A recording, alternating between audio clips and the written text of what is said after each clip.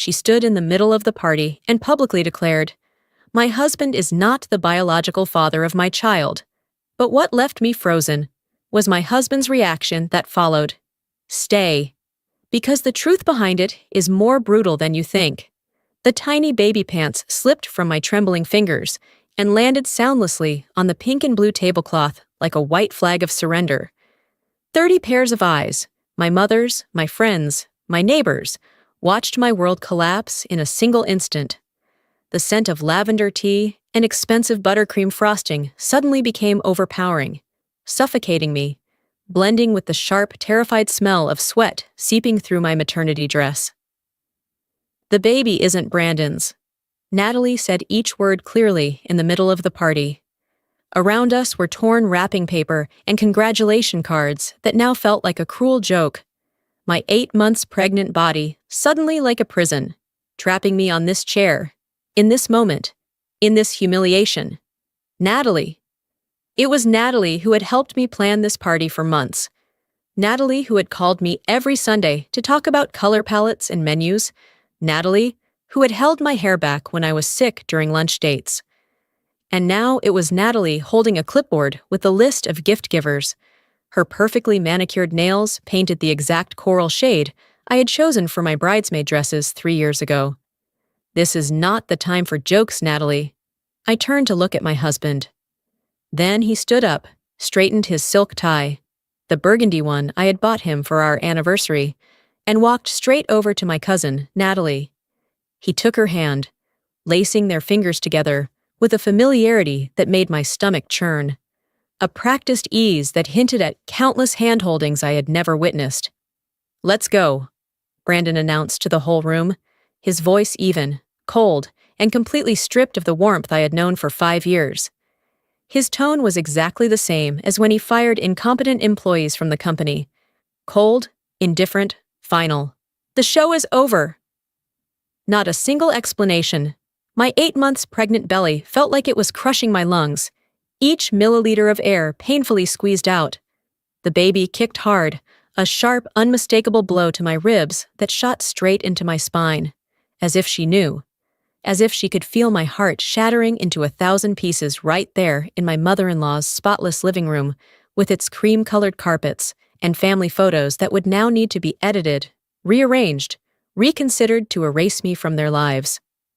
"Brandon!" My voice came out like a wet, broken whisper, barely audible amid the sudden ringing in my ears. "What are you doing?" "Don't." He lifted his other hand without even looking at me, still facing the door, already gone in his mind. "Don't, Hannah. We both knew this was going to happen." Did we? Did we both know? Because just last night, I had been lying beside him, his hand resting on my belly, feeling our daughter's kicks, planning how we would rearrange the nursery this weekend. This morning, I had made his favorite breakfast, blueberry pancakes with pure maple syrup, and he had kissed my forehead and told me I looked beautiful. Was there any part of those moments that warned me this was coming?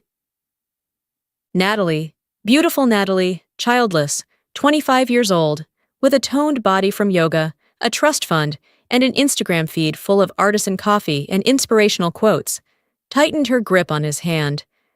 She looked at me, and her expression was not quite pity, not quite triumph. Worse than that, it was relief. The relief of someone who had been holding her breath and could finally exhale, someone who had lived a lie and was now free to live her truth, no matter who drowned in the process. "I'm sorry, Hannah," she said, "but we love each other. We've been in love for months.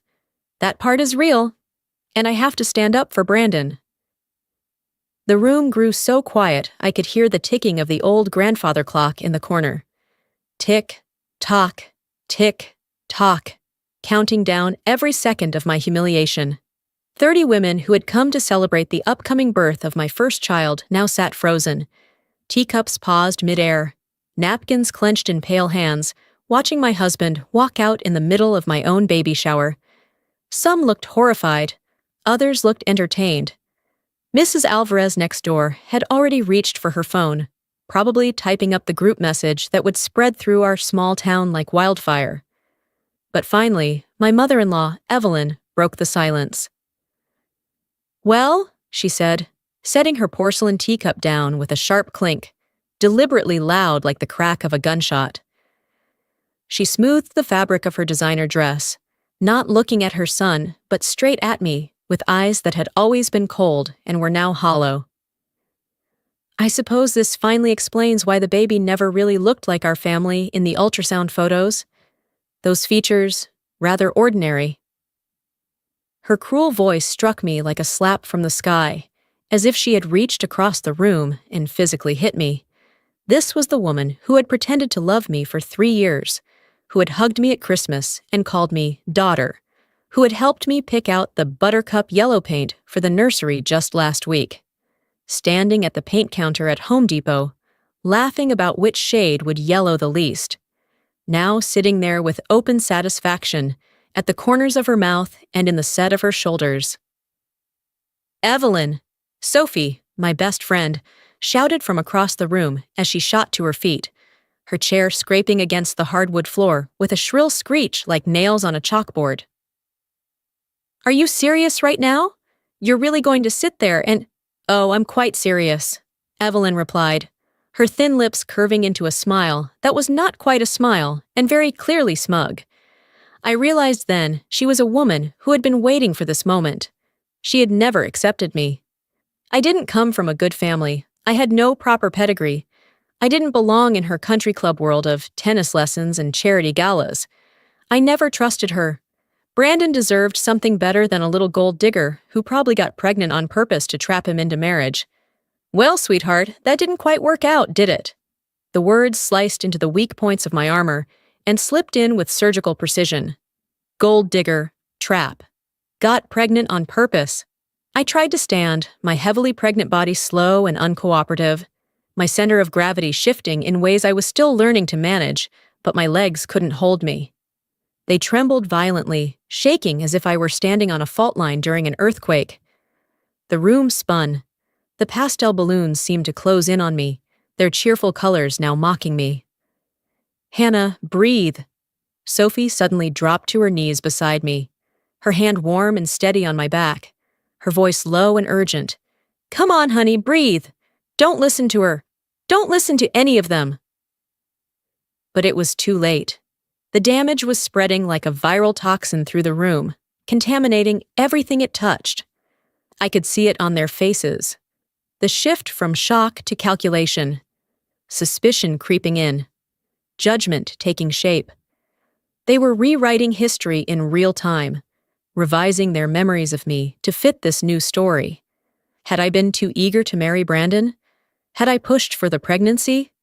They were asking themselves these questions, and I could see the answers they were choosing reflected in their eyes. The whispered conversations would begin the second the front door closed behind me. I could almost hear them already. "Well, now that you mention it, she did seem a little desperate. I always thought there was something off about her. Poor Brandon, trapped by a pregnancy." My Aunt Linda, Natalie's mother, stood up and brushed invisible crumbs from her silk dress.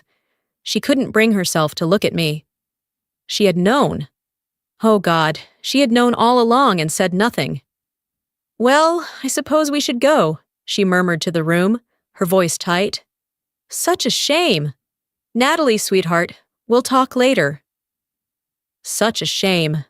My marriage collapsing in front of everyone I loved was unfortunate, like a picnic ruined by rain or a flat tire on the way to work. One by one, they began to leave. Some offered awkward apologies, eyes glued to the floor, shoulders hunched as if trying to shrink themselves, to be less complicit. "I'm so sorry, Hannah. This is terrible. Take care." Others slipped out in silence, eager to get to their cars and start the group chats, to be the first to spread the news to those who hadn't witnessed it firsthand. Within 20 minutes, the only ones left were Sophie, my sister Kelsey, my mother sitting blankly on the couch, and me sitting in the middle of unopened boxes and shattered dreams. The gifts were still there: a breast pump, a diaper genie, a musical wind chime with dancing elephants, all the tools for a life that no longer existed. Honey, Kelsey said softly, fear threading through her voice in a way I had never heard from my usually steady sister. Let's take you home. This is my home, I whispered, looking around the house Brandon and I had bought together 2 years earlier, the house where we had painted the nursery while blasting 80s music and laughing when I got more paint on myself than on the walls, the house where he had carried me over the threshold even though we'd already been married a year, because he said every home deserved its own threshold moment, the house where he had held me every night and whispered lies about our future, about growing old together, about watching our children graduate and giving him grandchildren. Not anymore, Kelsey said firmly, her jaw tight, showing she was already 3 steps ahead, already planning. Not after what he just did. Tonight, we pack your things, everything, every photo, every piece of clothing, every coffee mug. He doesn't get to keep your memories either.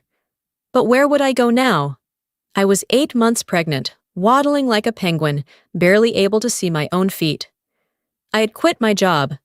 Brandon had always insisted on handling the finances. Don't worry about the bills, love. We need you strong enough to take care of the family, he'd said, kissing my forehead, as if I were a child who needed shielding from the harsh realities of adulthood. And with a sharp, twisting pain in my gut, I realized I didn't even know how much money we had, where it was kept, how many accounts existed, or whose names were on them. That night, while Sophie and Kelsey stuffed my maternity clothes into trash bags, we didn't even have proper suitcases, just garbage bags, as if I were the trash being taken out. I finally realized how bad things really were. Hannah, Kelsey's voice was tight and hoarse from the living room, where she had set up the laptop. You need to see this, right now. She was holding our laptop, the shared one we had bought together, when Brandon first went into business for himself. Our bank statements glowed on the screen, a sea of red numbers and negative balances. Our joint checking account, the account that was supposed to be for the baby, for medical bills, for the crib we planned to buy next week, now showed a balance of $247.23. $247. That was all that was left after 3 years of building a life together. He cleaned us out, I exhaled, the air leaving my lungs like I had just been punched. He took everything, Sophie hissed, scrolling through the transactions with rapid, furious clicks. Look at this. He's been moving money out for months. Small amounts so you wouldn't notice. $50 here, $80 there, always under $100 so it wouldn't trigger any alerts. And then he pulled a huge amount this morning. While you were in the shower, while you were surrounded by people who were supposed to love you, he was at an ATM taking the last of your money. The phone on the coffee table buzzed loudly in the quiet room. A message from Brandon. Don't make this harder than it needs to be. My lawyer will contact you about the divorce. The house is in my name, so you need to be out by Friday. I will change the locks. 3 days. He was giving me 3 days to leave the life I had built, the home I had decorated, the space I had created for our child. My hands shook as I typed back, "The baby isn't yours, is that it? We both know you were seeing someone else last Christmas. Stop pretending," he replied. I stared at the message until the words blurred into dull gray shapes, until my eyes burned with tears that still refused to fall. Last Christmas, he had been obsessed with accusing me of flirting with Jake, my classmate from an online accounting course. Jake, who is gay and has been married to his husband for 10 years. Jake, whom Brandon had met multiple times, whose wedding photos he had seen. Brandon knew Jake was no threat. This was never about paternity. This was about creating a story, constructing a narrative where he was the victim and I was the villain. This was about him wanting out and needing a reason that society would accept. He is lying, I whispered to the empty room. He knows he is lying. But as I looked at the empty bank account and the boxes of my life stacked by the door, I realized the truth no longer mattered.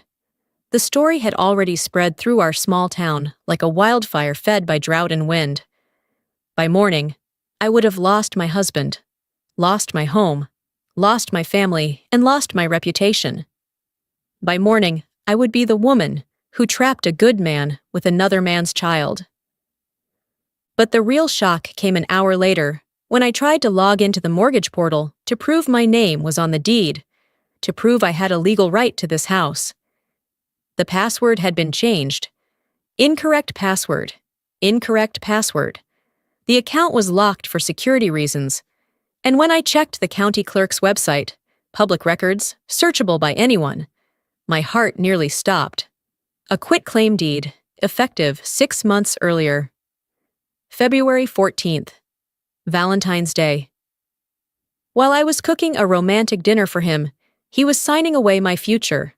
A signature that looked exactly like mine, signed to a property transfer document, handing full ownership over to Brandon Gordon alone. I stared at the signature. The looping curls on the E and the R were perfect. But I had never signed that document. If I had, I would remember giving away half a house. I did not sign it.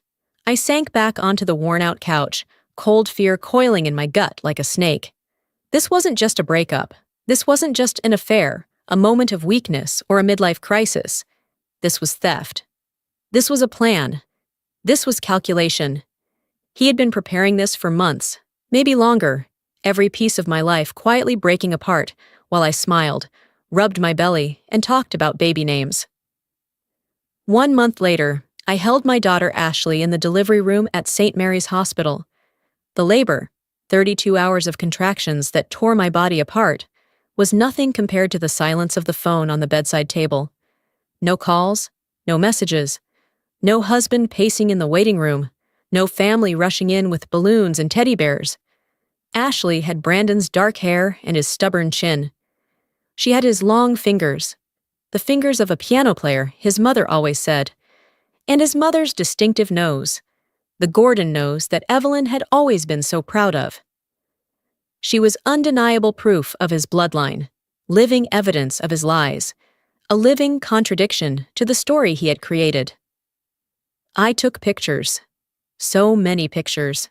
Close-ups of her face from every angle, her tiny hands spread out on the hospital blanket, her profile looking exactly like the ultrasound photos Evelyn had said looked rather ordinary. Brandon didn't come to the hospital, neither did his family. But Sophie was there, holding my hand through every contraction. Kelsey wiped my forehead with a cool cloth, and my parents drove 12 hours through the night from Oregon to meet their granddaughter, arriving at dawn with tear-filled eyes and coffee for everyone. "She's perfect," my mother whispered, tears streaming down her cheeks as she held Ashley for the first time. "Absolutely perfect. She looks just like you did as a baby. Same little wrinkled nose." I named her Ashley Reynolds, keeping my maiden name. Brandon filed to contest paternity and remove his name from the birth certificate before she was even born. He erased us from his story, wiped us clean from the pages of his life. We moved into a tiny apartment above Mrs. Martha's bakery in the middle of town.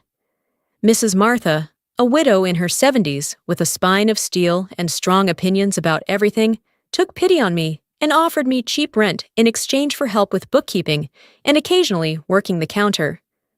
"I still remember what it feels like to start over," she told me. "My husband left me with 3 kids and a failing business.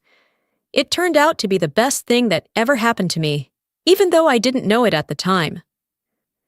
The apartment was nothing special. 1 bedroom with walls so thin I could hear the couple next door arguing about whose turn it was to do the dishes.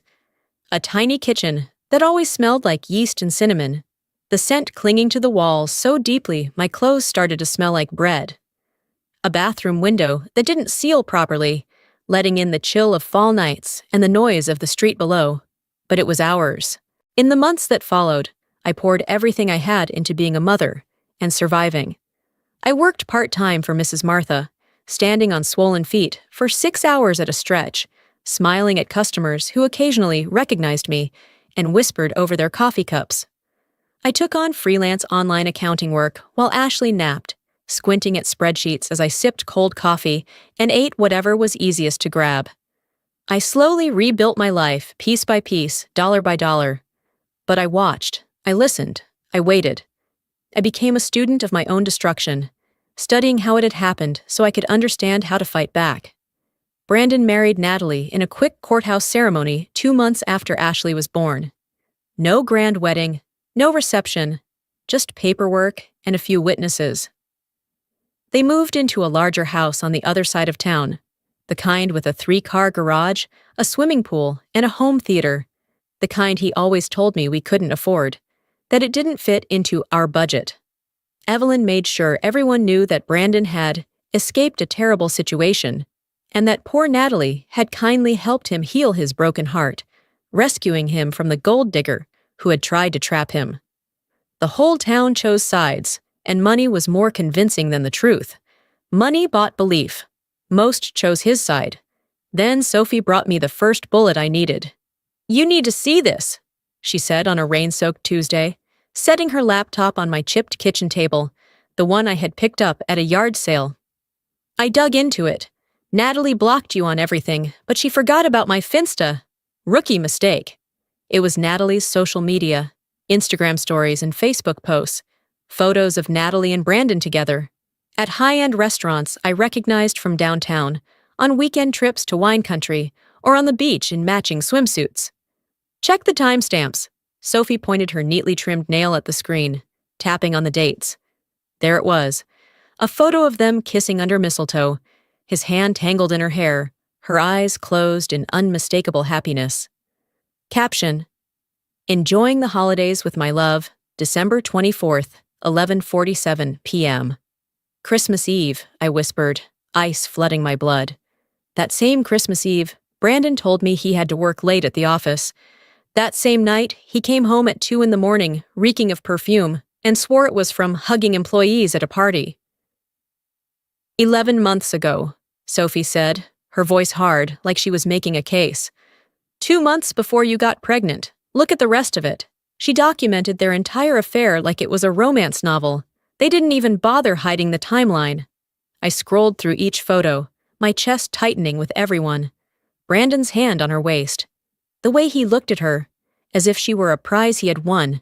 Photos from Valentine's Day, the same day he signed the waiver. Photos from my birthday, when he told me he had to work late. Photos from our anniversary weekend, when he said he had a conference. Every lie was recorded and time-stamped. "I need copies," I said, my voice flat, empty. Everything, every photo, every post, every comment. Download it all before she deletes it.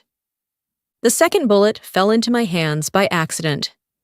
I was at the grocery store with Ashley strapped to my chest, trying to buy formula, the expensive kind she could tolerate, and avoid making eye contact with people I used to call friends. I turned into the toiletries aisle and froze. Evelyn was there with her friend Helen, both of them dressed in white tennis outfits, just back from the country club. I ducked behind a shelf of paper towels, my heart pounding, Ashley making a small sound against my chest. I should have left. I should have moved to another aisle. But something compelled me to stay, made me pull out my phone and turn on the voice recorder. "Oh, the baby is definitely Brandon's," Evelyn said, her voice carrying that familiar superior tone that always reminded me of old grudges and inherited wealth. "He should meet her.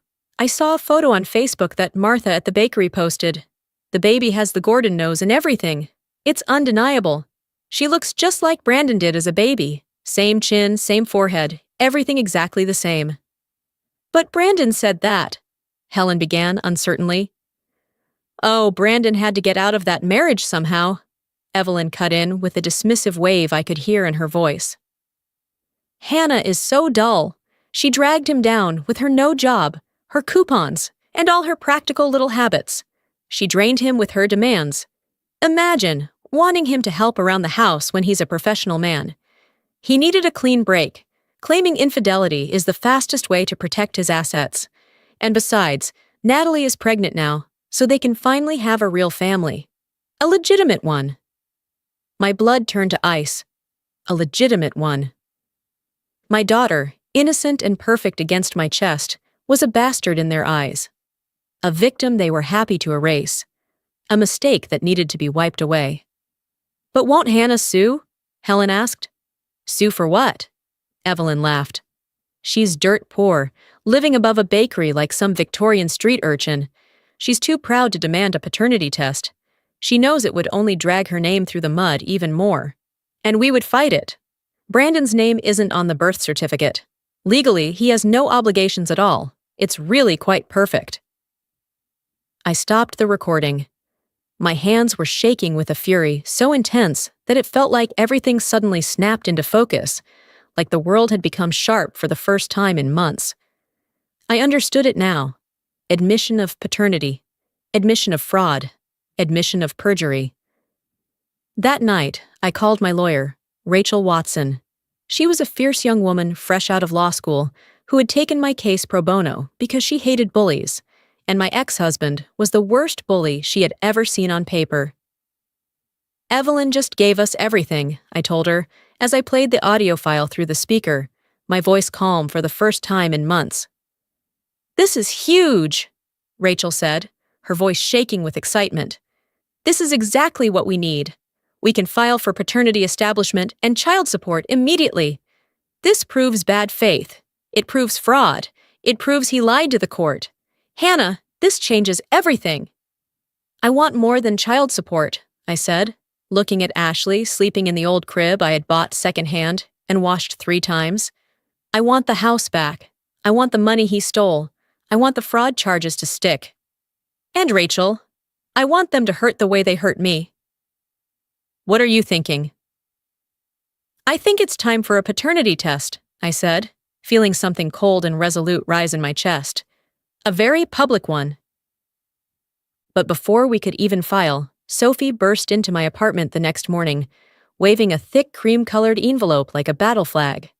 "You're not going to believe the nerve of this," she said, panting from running up the stairs. "Look at this! Look at this!" I opened the envelope. Gold-embossed lettering, professional calligraphy, heavy cardstock that probably cost $5 per invitation. "A prince is on the way.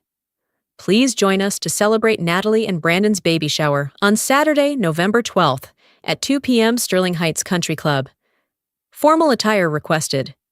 It was at the country club, the very place I had once dreamed of but been denied. "Too expensive," Brandon had said. "We need to be realistic." "I have an idea," I said to Sophie, a cold smile touching my lips for the first time in months. "But I'll need your help to get inside." "Oh, honey," Sophie grinned, her eyes lighting up with the kind of mischief that had gotten us into trouble since middle school. "I was invited. They think I'm neutral, that I'm still friends with both of you. Let's burn it down." The plan took 2 months to execute flawlessly, every detail mapped like a military campaign. Rachel quietly filed the petition to establish paternity, timing it so the subpoena for the DNA test would arrive right before the party. But Brandon managed to dodge the process server for 2 weeks. Apparently, he'd been tipped off by someone, maybe Evelyn or one of his lawyer friends. That was fine. This was all still within my control. The judge was not pleased with his evasion, and that would only help us later. I used those weeks to make sure the house underwent a full forensic audit. Rachel hired an expert, a woman named Dr. Patricia Morales, who had testified in hundreds of fraud cases. She found everything: the money transfers, the forged signatures, the quitclaim deed with the suspicious notary seal. "This notary?" Morales said, pointing at the stamp. "She lost her license 3 years ago for falsifying documents. She had no legal authority to notarize anything. This document is worthless." It was a felony, multiple felonies. Fraud, forgery, possibly embezzlement if we could prove intent. Brandon had been careless in his secrecy, convinced I was too broken to fight back.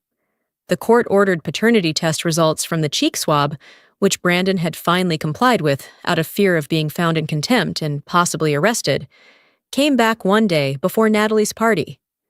Probability of paternity, 99.97%. I held the paper in my hands as I sat in my beat-up old Honda sedan in the country club parking lot, watching luxury cars line up to enter. Ashley sat on my lap, dressed in the prettiest white dress I could afford. I had spent 3 hours digging through thrift stores to find it. her jet black hair braided into two tiny pigtails with satin ribbons. She looked like an angel, a tiny avenging angel sent down to carry out justice. Sophie texted me. "They're opening gifts. Room is packed. Showtime." I took a deep breath, feeling my heart pound in my throat. "Ready, baby?" I whispered to Ashley, kissing her forehead. "Time to meet your father." I walked into the country club as if I owned the land it stood on, as if I belonged there more than anyone else in the room. The double doors flew open, and the chatter cut off instantly, like someone had hit the mute button on reality. The room was opulent.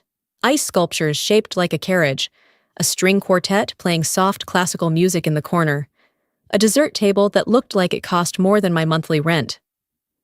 Natalie sat on a throne-like armchair, surrounded by designer-wrapped gifts, glowing in pink silk, one hand protectively on her pregnant belly. Brandon stood beside her in his tailored suit, champagne flute in hand, looking like a lord surveying his domain.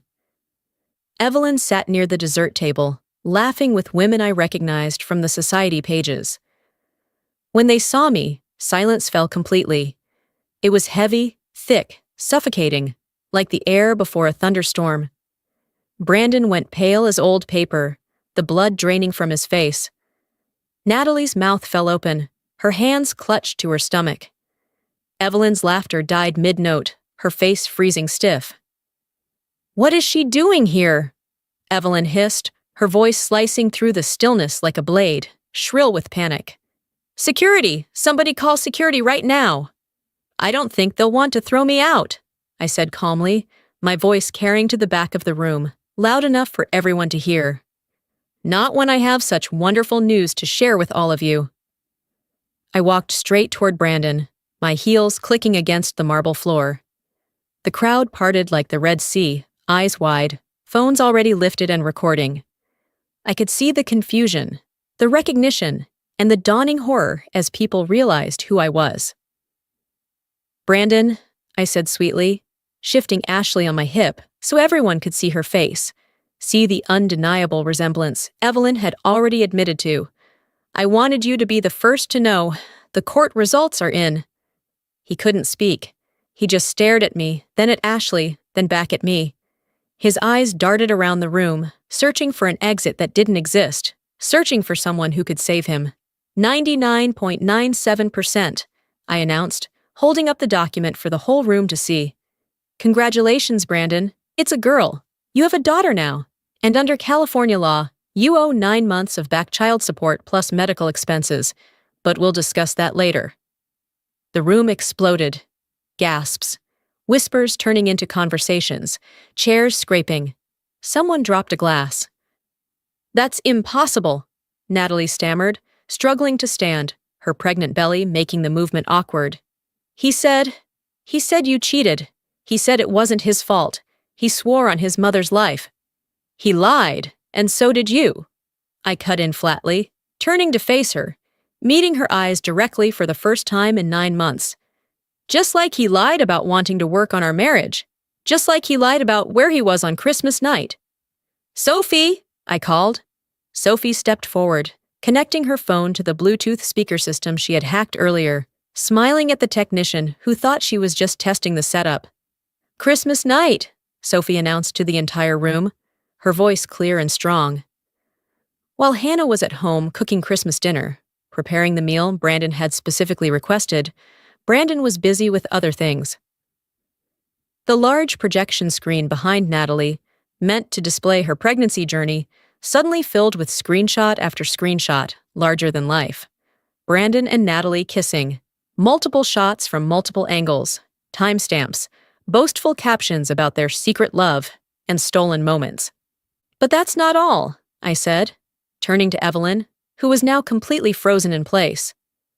"You knew, didn't you, Evelyn? You told Helen Murphy that Ashley looks exactly like your son.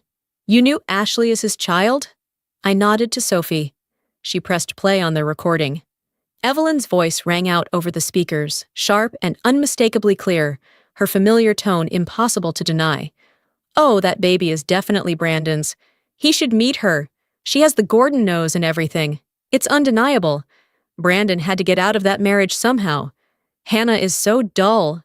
Saying infidelity is the fastest way to protect his assets. She's too proud to demand a paternity test. Evelyn collapsed back into her chair, her face drained of color, both hands gripping the armrests.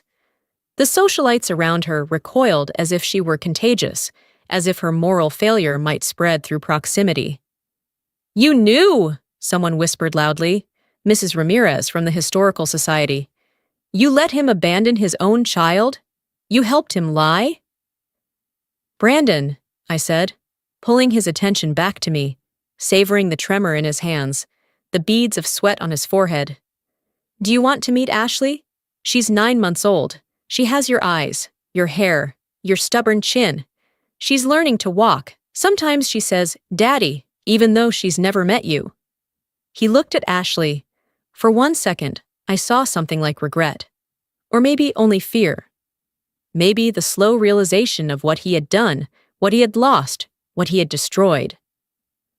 Ashley reached out her chubby hand toward him, babbling happily, unaware of the tension filling the room. She looked exactly like him. The resemblance was undeniable, blazing in front of everyone's eyes. He began, his voice breaking. "I don't. This." "She's only 9 months old," I went on, my voice rising as the rage finally broke through. "And she has never been held by her father. Never heard your voice except in old videos I've had to play so she would know what you look like. You abandoned us. You cheated to steal our house. Yes, we found the forged documents, Brandon. The police are very interested in real estate fraud." "The police?" Natalie shrieked, staring at Brandon in betrayal, one hand flying to her belly. "What is she talking about? You said the house was yours. You said she signed it over." "He stole my house," I said to him, ignoring her, my voice cold as ice. "You forged my signature on the property transfer. You stole our savings, every cent I scraped together over 3 years, and even before I ever met you. You destroyed my reputation. You turned me into a liar and a con artist. And you did all of it while sleeping with my cousin and planning your new life." I looked around the room, meeting the eyes of every woman who had shunned me, who had crossed the street to avoid me, who had whispered behind my back. "For 9 months, all of you treated me like an outcast. You believed I was the villain. You believed his lies because he had more money than I did, and I lived above a bakery. Because it was easier to believe I was the problem than to believe that someone you knew, someone you trusted, could be this cruel. But look at him now. Look at her." I pointed to Ashley, who was making happy little sounds, completely unaware of everything. "Does she look like a lie to you?" "Hannah?" Mrs. Ramirez stepped forward, tears in her eyes, her hands clasped tightly. We didn't know. I'm so sorry. I should have asked. I should have believed you." "You didn't ask," I said calmly, not unkindly. "None of you did." I turned back to Brandon. "This Tuesday you'll be in court for child support. We're seeking everything. The house you obtained through fraud, the savings you stole, emotional damages. And Brandon, don't be late this time. The judge already doesn't like you." I turned on my heel, back straight, head held high. As I walked toward the exit, Natalie started screaming in Brandon's face, both hands slamming into his chest, her voice shrill and frantic. "You lied! You lied to me! You said she was crazy! You said the baby wasn't yours!" Evelyn sobbed into her napkin, her carefully composed appearance crumbling. The perfect life they had built on my back was collapsing into dust, and I watched it happen. I pushed the door open and stepped outside into the pale morning light, breathing in the clean air, faintly scented with freedom. I did not look back. I buckled Ashley into her car seat. She smiled at me, drool running down her chin, happy and safe. "We did it, sweetheart," I whispered. "We won." The morning of the final divorce hearing arrived wrapped in thin fog and gray drizzle, perfectly matching the strange, suspended feeling of officially ending a marriage that had been dead for a long time. I dressed carefully in a new business dress, one Brandon had never seen. Sharper eyeliner, bolder lipstick, every line of my face made up not to look gentle, but to look unbreakable. My parents watched Ashley for me. She stayed home with Grandma. clutching the balding teddy bear Sophie had given her, while I walked into family court with steadier steps than I had ever taken before. Rachel waited for me in the courthouse lobby, her expression professional and calm as always. But her hand squeezed my shoulder briefly, like setting the final lock on the composure I was trying to hold together. The small courtroom smelled of old paper, recycled air, and cheap coffee, the window looking out over the city where I had started again from nothing, with a baby in my arms. Brandon was already seated when we walked in, and the sight of him made me falter half a step. The man who once moved through the city in pressed shirts, polished shoes, and the confidence of a provider, now wore a wrinkled, cheap button-down with a slightly frayed collar. He had lost weight, dark circles sat under his eyes. The hair that had once been neatly trimmed now grew uneven, streaked with a few strands of gray. The brand-new SUV he once bragged about had been repossessed by the bank. According to Rachel's investigator, he was living in a dingy studio near the highway, where the sound of passing trucks never stopped. Beside him sat the third lawyer he had hired. The first quit after reading the file. The second backed out after realizing Brandon wasn't an innocent man. This one looked fresh out of school, tie crooked, spinning his pen nervously, his eyes clearly overwhelmed by the thick stack of documents Rachel laid out and the silent but heavy presence of Dr. Morales, seated behind us. "The terms remain as agreed," Rachel said evenly, placing the final settlement folder on the table before the judge, then turning a copy toward Brandon. "Ms. Hannah Morrison retains full ownership of the Elm Street house, all savings accounts, retirement funds, and any jointly held investments. Mr. Brandon Gordon is obligated to pay $4,000 per month in child support, plus a one-time payment of $150,000 for the initial contribution, and $500,000 in emotional damages as ordered by the court. No spousal support, no future claims on assets." Brandon's pen trembled in his hand, the tip tapping faintly against the paper. His signature now looked like the unsteady scrawl of a child learning to write. Nothing like the sharp, triumphant signature he had once used on the papers that stole my future. The judge reread the custody terms. Ashley would remain with me full-time, all visitation to be reviewed later based on whether Brandon actually complied with his financial obligations. A no-contact provision in cases of psychological harm, Rachel added softly, referencing the threats, the false statements he had spread to save his reputation. Brandon did not look at me. He stared at the wooden tabletop, where every illusion of saving his assets had long since died. The image of the poor man betrayed by his wife, that he had sold to the town, had evaporated the moment the DNA results and Evelyn's recording echoed through the country club that day. Natalie had left him 3 months earlier. The moment the money ran dry and social standing shifted away from them, she disappeared like smoke. She moved back in with her parents, raising her son alone, barred from the country clubs that once welcomed her. Karma, it seemed, came with both irony and precision. When he finally spoke, his voice was hoarse, so soft I nearly didn't hear it. "I know you won't believe me, but I'm sorry." I turned to look at him, really look at him for the first time in many months. Not the man who once kissed my forehead when I brought him breakfast in bed. Not the man who once rested his hand on my pregnant belly and talked about baby names. But the hollow shell left after the lies, the schemes, and the cowardice had been stripped away. "You're right," I replied calmly. "I don't believe you." Not because he didn't know how to apologize, but because his apology came too late, after he had stood by while others called his daughter a child who didn't belong to their family, and stayed silent. He signed the final page, set the pen down like placing a period at the end of the version of himself he had tried to sell to the entire town. The pitiful husband, the innocent father. Without another word, he stood, shoulders slumped, and walked out of the courtroom. His footsteps echoed down the long hallway, sounding like a funeral march for the man he had pretended to be for years. Outside, the rain was still falling lightly. I stood beneath the awning and took a deep breath. feeling strangely lighter, not because the sadness was gone, but because the weight of waiting for justice had finally lifted from my shoulders. 1 week later, when Evelyn knocked on the door of my old apartment, her eyes sunken, her wrinkled hands trembling as she begged to see Ashley, just for a few minutes.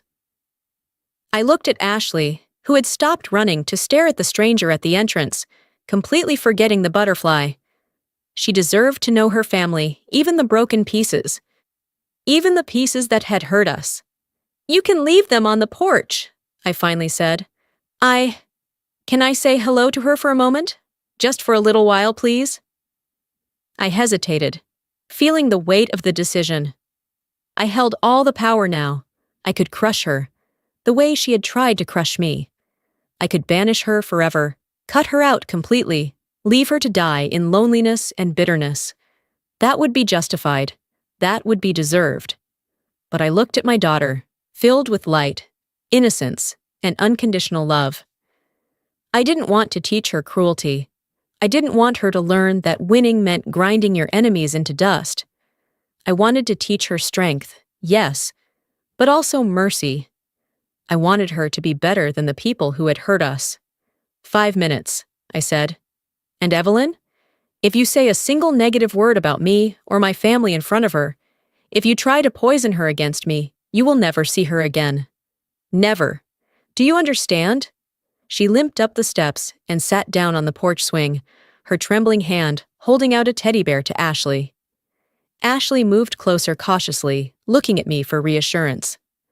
I nodded, and she took the bear, studying it with great seriousness. "It's pretty," Ashley said, hugging it. "You're so beautiful," Evelyn whispered. "You're so beautiful, just like your mother." I watched my daughter, bathed in the bright golden sunlight, giggling as Evelyn gently pushed the swing. I lost my husband, but I found myself. I was burned to ashes, and from those ashes, I built a fortress, a home, a life worth living. Brandon walked out of that baby shower thinking he had ended my life, that he was free to start over with someone younger, prettier, and less demanding. But instead, he gave me the greatest gift of all, the chance to see exactly how strong I could be. The chance to prove that I was not just his wife, not just his victim, not just the story he told about me. Ashley looked up at me from the lawn, her eyes shining with love. "Mommy, look!" She spun clumsily, her little arms stretched wide. "I'm looking at you, my love," I answered, my heart overflowing. "I'm always watching you. I'm always here." And as the sun set over my home, my real home, fully paid for and peaceful, I knew that the best revenge was not money, or humiliation, or lawsuits, or even the criminal charges that would haunt Brandon for years.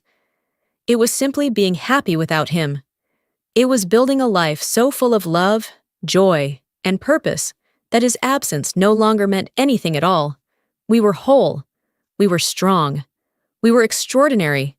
And we did it ourselves, one day at a time, one small victory after another, until the fortress stood solid and unbreakable.